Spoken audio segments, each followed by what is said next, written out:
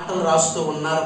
అంటే ఒక మాటలో చెప్పాలంటే ఎవరు పరిశుద్ధులు అంటే ఎవరైతే యేసుక్రీస్తు రక్తము ద్వారా కడగబడ్డారో, ఎవరైతే యేసుక్రీస్తుని అనుసరిస్తూ ఉన్నారో, ఎవరైతే ఆయనే నా రక్షకుడు అని నమ్మి బాప్తిజము తీసుకుని ఆయనతో పాటు నడుస్తున్నారో వారందరూ కూడా ఎవరు అంటే పరిశుద్ధులు.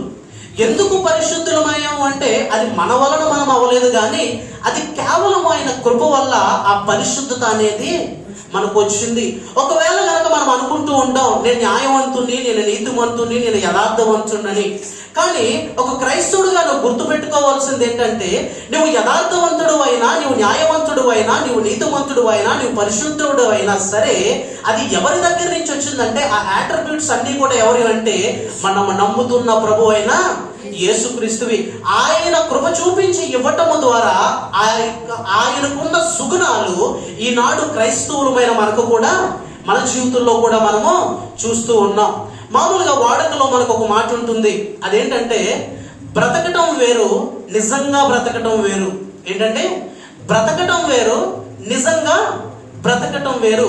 రెండింటికి వ్యత్యాసం ఉంటుంది. మనము సంతోషంగా ఉండడం వేరు, నిజంగా సంతోషంగా ఉండడం వేరు. ఈ సంతోషము